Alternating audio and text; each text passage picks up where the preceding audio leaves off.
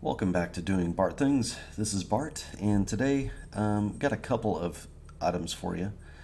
Um, First thing out of the box, so pricing has been released for the RTX 4070 video card, and it's not as much as they they had floating around rumor mill, which was really smart. That Nvidia did not release the card at that price. I've actually got the website video cards pulled up here with the now released price for the cards. So what we've got here is the 4070 Ti. We know is retailing for around $799. The now RTX 4070 is going to retail for $599. The 3070 Ti retailed for $599, and the 3070 retails for $499. So, what do we think? This was a smart move by Nvidia, not to go with that rumored price if they were ever even considering that. Maybe that was for only for partner cards, was what they wanted to limit to $749. Here's the big thing. I still am not very optimistic about these cards. I don't think these are going to come in and save anybody. $600 is still a lot of money to drop on just one component of a PC that you're building. And if you've, again, I've said this before, if you've got the money and you drop it on 4090 and you're asking why all of us peasants are fussing over a couple $100 about our video card, I mean, good on you. Carry on as you were. But a lot of people don't want to spend that much money on one component of an entire PC build. So the performance is going to be okay. This card is going to age okay, and I just say okay. So it's got 12 gigs of memory on it. But it's only got 192-bit bus, which is a little And then it's pretty efficient at 200 watts. But, again, anybody that's got last gen 3080, 6800 XT level of video card, probably not going to upgrade to this. Probably not. At least I wouldn't imagine. I think another problem that this card has, again, all the cards, really, I would even argue the AMD cards have the same problem. If you're on something before the last generation, like if you're still rocking your 1080 Ti, as probably more people than we would like to even believe are rocking that, you're probably not going to upgrade to this card. I think a 3080, if found for a really good price, even used, probably is a better upgrade than spending this much money on this.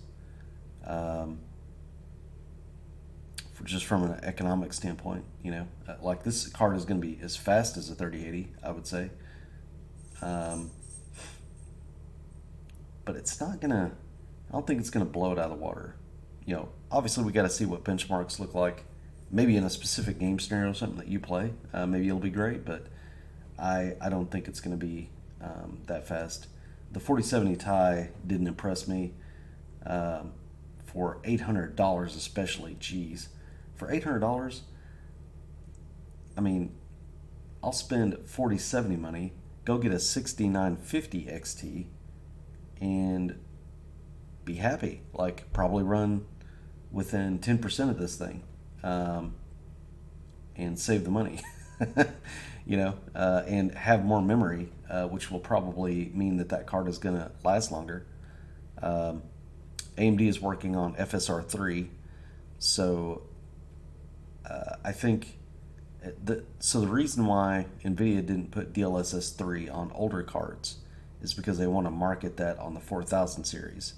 And if they could, they 100 do not sit here and think that they could not release DLSS 3 on their older cards. They absolutely could. The 3000 series could absolutely run DLSS 3 if Nvidia allowed it to do so. They don't want to do that because then there's another feature that people would be like, why am I upgrading to the 4000 series? So it's a total marketing thing why they don't do that. It's not physical. There's no limitation that would stop that. They probably could do it to the 2000 series even. You know, that was kind of like the last, if I recall, that was the last architecture kind of change, was from the 1000 to the 2000 series. I keep saying 10,000 series, but sorry about that. It's 1000, 2000, 3000, and now the 4000. And the 2000 was the first one with ray tracing. And I think they could easily go back to the 2000 series and have DLSS 3 be compatible. I think they could totally do that. I don't think that they will do that, but I think they could. They choose not to. However, AMD's FSR 3 will probably be compatible with a wide range of GPUs, not even just AMD GPUs. And they're doing that on purpose. It's kind of the same thing that happened with FreeSync. Nvidia came along and came out with G-Sync and said, well, G-Sync is just going to be, our standard and only we offer G-Sync. And then AMD was like, well, here's FreeSync and everybody can have it.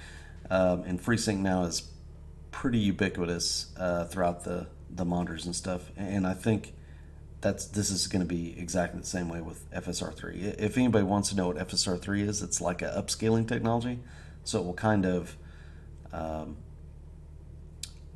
upscale and then use some logic to fill in and help improve the image quality, but basically give you the performance almost of a lower resolution. But then it will scale it up to run at 4K from 1440p or whatever. Like it will increase performance basically, but then render it as that picture, if I'm saying that correctly. Anyway, bottom line is it does increase performance, but like with anything that is not just true rendering, it will lower your quality, and it will also introduce some small latency, which is something that FSR3 is supposed to really work hard on, is reducing latency as well as getting your frame rate up, but allowing you to have near quality of whatever resolution you're trying to play at, like say 4K. So it's kind of exciting. DLSS 3 honestly is exciting. Like it does kind of the same thing. It's got it will generate frames to match from one frame to, like it's pretty good. These are all good technologies for the gamer. I am glad that most gaming news outlets are still benchmarking the old way. Like they're not just going, well, we're just going to have FSR and DLSS benchmarks now. They actually still benchmark the old way, because I think that's a true apples to apples comparison. But we're also seeing benchmarks with all that stuff turned on, which is good.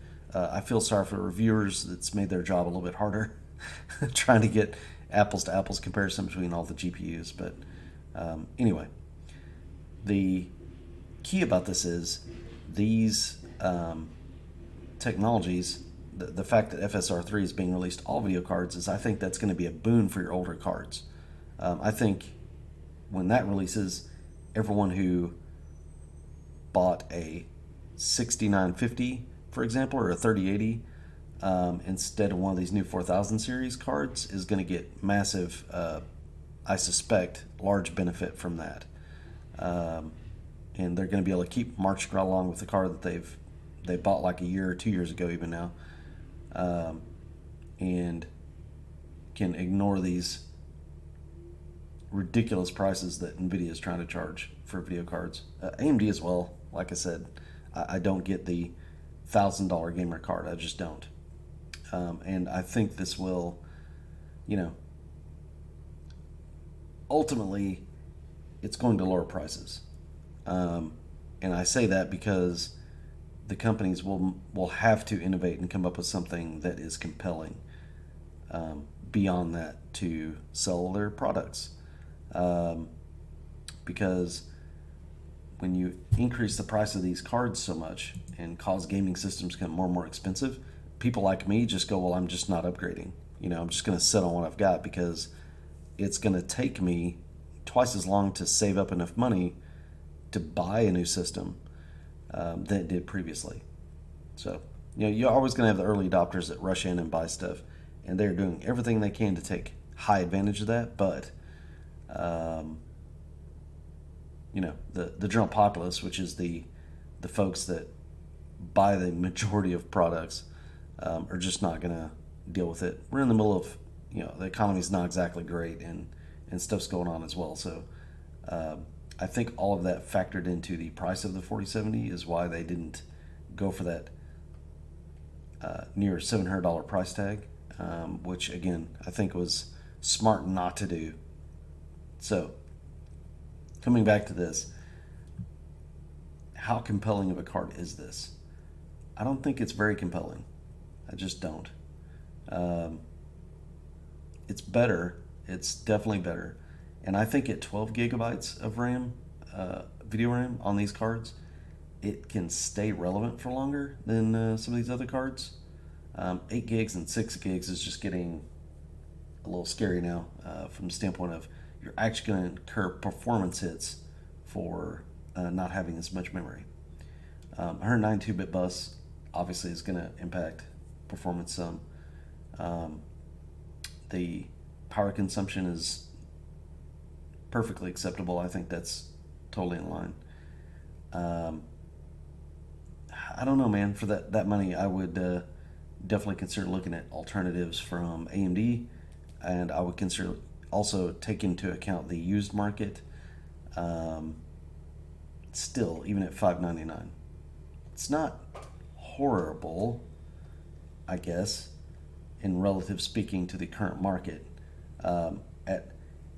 At $700 at $699, I would have said there's no way. Like, I would never have said there's no case scenario where I would recommend this card at all. But at $599, I mean, that's better. We'll have to see. Again, this is going to be let's wait for benchmarks and get an idea after that, Next item. This, so I'm not going to play the video, but I'm just going to kind of scroll through some slows here. So this is a build. Whoops. And as I say that, dang it, YouTube ads got me. So this was a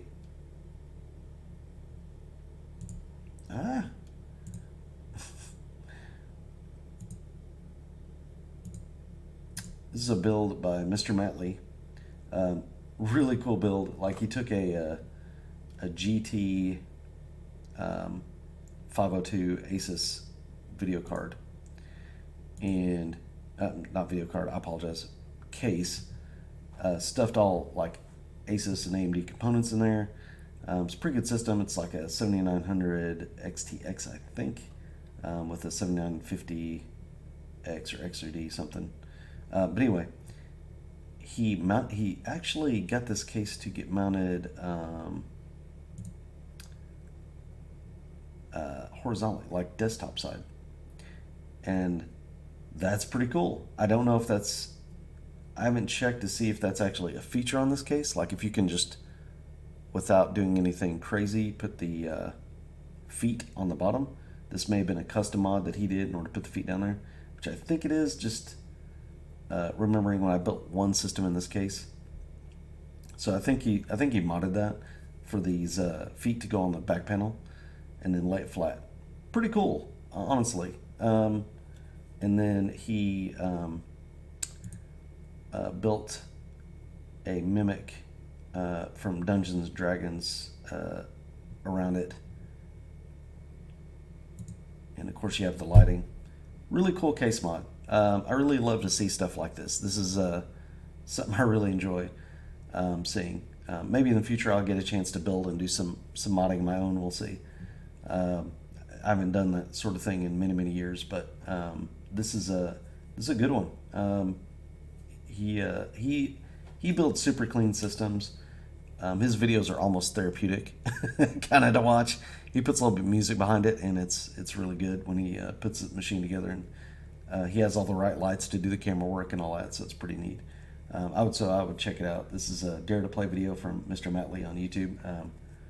Pretty cool. Another item, OC3D TV. Good old Tiny Tom Logan here.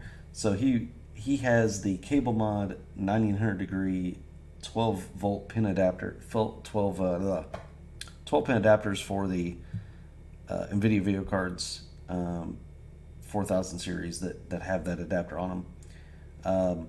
Big fan of this. That 12 volt connector, basically the cord, you don't want to bend it right away as it comes out of the video card. And as you can see, video cards are pretty wide in cases now.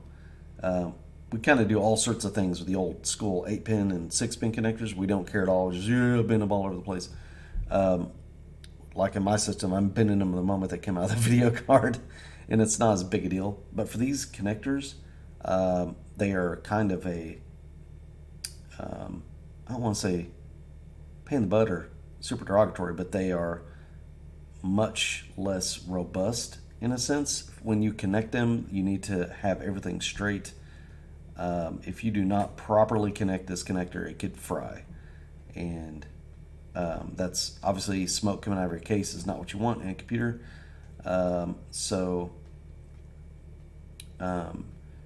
You want to make sure that they're coming out straight and that you follow the right directions for that as best you can, but you also got to make sure that they're plugged in.